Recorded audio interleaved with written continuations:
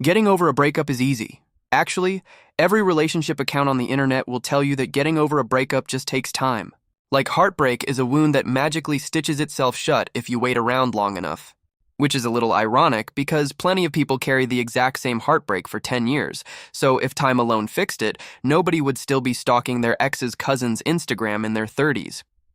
In reality, getting over a breakup has almost nothing to do with time and almost everything to do with dopamine, which is a fancy way of saying your brain doesn't know the difference between missing a person and being in withdrawal.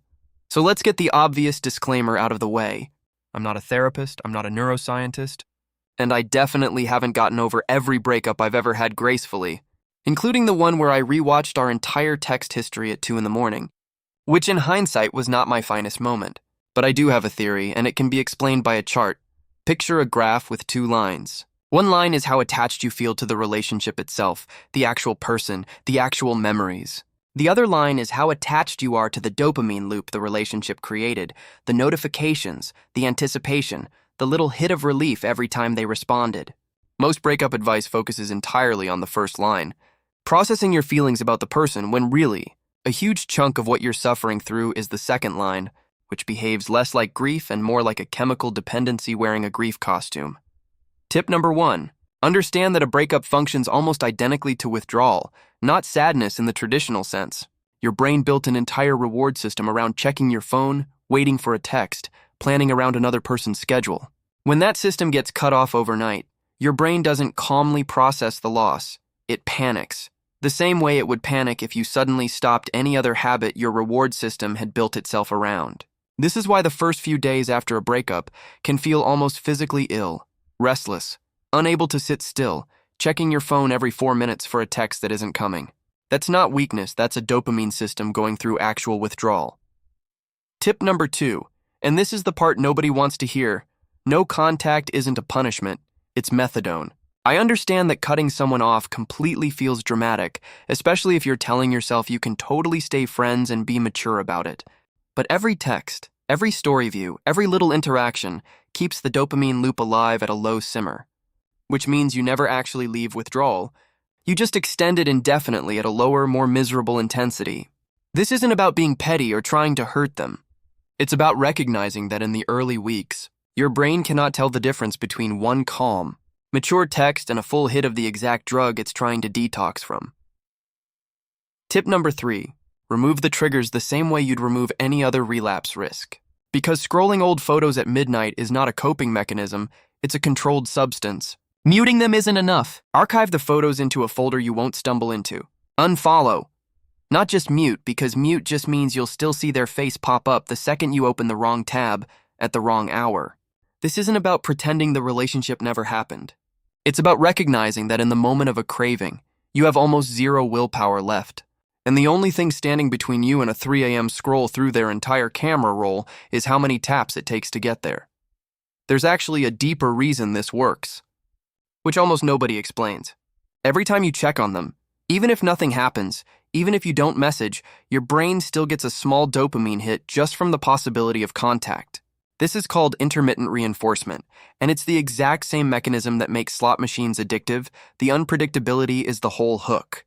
Knowing this in advance means you stop blaming yourself for the craving and start recognizing it for what it actually is. A predictable chemical response to an unpredictable reward, not a sign that you still belong together. Tip number 4. Expect the exponential difficulty curve because most people think it gets easier every single day. And then week 2 arrives and they fall apart completely and assume something is wrong with them. The first few days are actually not the hardest part.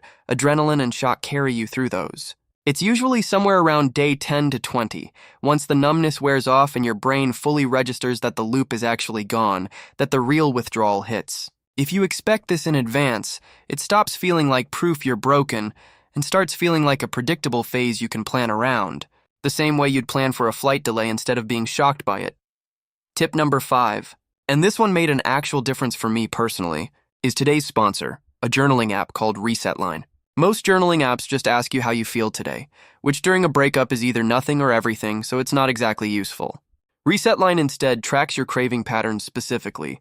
What time of day you want to text them, what triggers the urge, whether it's a song, a location, a notification sound, and slowly builds you an actual map of your danger windows instead of a vague mood log. You start to notice, for example, that 90% of your urges to text happen between 11 p.m. and 1 a.m., and once you know that, you can redesign that exact window instead of white-knuckling your way through every single evening. If you want to actually see your own patterns instead of just feeling like a mess, the link is in the description, and the code EASY gets you a free month. Tip number 6. Don't rely on willpower in the moment, rely on rules you set in advance. At 2 in the morning, the part of your brain responsible for long-term thinking is basically offline, and the part of your brain that just wants relief right now is running the entire show. This means trying to have a rational debate with yourself at midnight about whether texting them just this once is fine is a losing strategy, because the version of you having that debate is not the version of you that decided to go no contact in the first place. Instead, set specific rules ahead of time. If I feel the urge to text, I call a friend instead. So there's no decision left to make in the moment, just a rule to follow. Tip number 7. Replace the function, not just the person. A relationship usually serves several jobs at once. Company in the evenings, a person to plan your weekend around, someone to text the second something funny happens. If you only focus on missing the person, you'll ignore the fact that you're also missing the function, and your brain will keep reaching for the one thing that used to fill all of those jobs simultaneously. So instead of asking how do I stop missing them, ask what specific jobs they were doing in my life.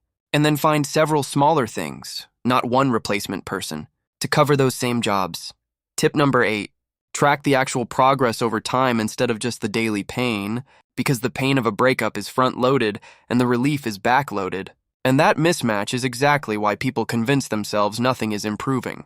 It's easy to feel today's ache and hard to notice that you thought about them for 6 hours yesterday and only 3 hours today, because that kind of improvement accumulates slowly and invisibly. Tracking the actual frequency, even loosely, gives you a visible downward trend to hold on to exactly when your emotions are telling you nothing is changing.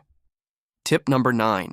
And the last one, forgive the slip fast, because the spiral after breaking no contact is usually more damaging than the slip itself. One weak moment text rarely ruins your progress on its own.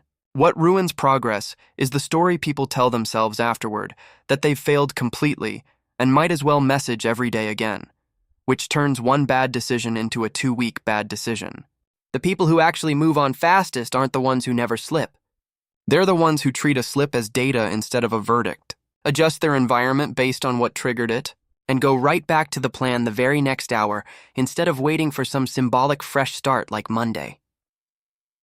If you put all of this together, getting over a breakup isn't a test of how much you loved someone. It's a dopamine management problem. You cut the loop where you can, remove the triggers where you can't, replace the function the relationship was serving. Expect the difficulty curve instead of being blindsided by it. Track the slow, invisible progress. And forgive yourself fast enough that one slip doesn't undo weeks of work. None of this means you didn't love them, and none of this makes the grief less real. It just means your brain is running a predictable chemical process, and predictable processes can actually be worked with instead of just endured. Anyway, if that helped, I'm collecting donations in the form of subscribes to fund the next video.